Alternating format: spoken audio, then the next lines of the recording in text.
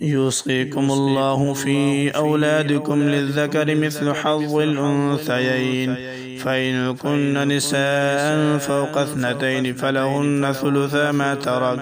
وإن كانت واحدة فلها النصف ولأبويه لكل واحد منهما السدس مما ترك إن كان له ولد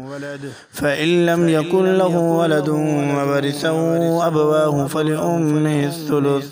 فإن كان له إخوة فلأمه السدس من بعد وصية يوصي بها أو دين آباؤكم وأبناؤكم لا تدرون أيهم أقرب لكم نفعا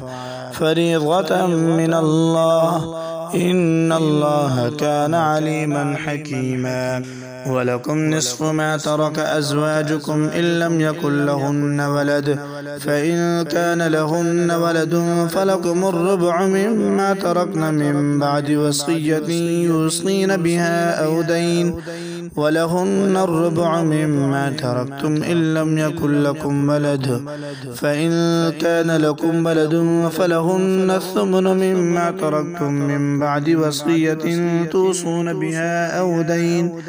وإن كان رجل يورث كلالة أو امرأة وله أخ أو أخت فلكل واحد منهما السدس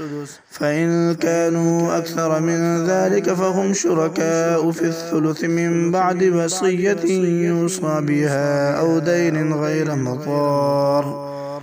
وصية من الله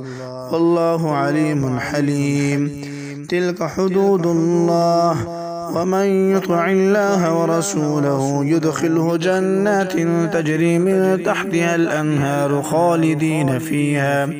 وذلك الفوز العظيم ومن يعص الله ورسوله ويتعد حدوده يدخله نارا خالدا فيها وله عذاب مهين.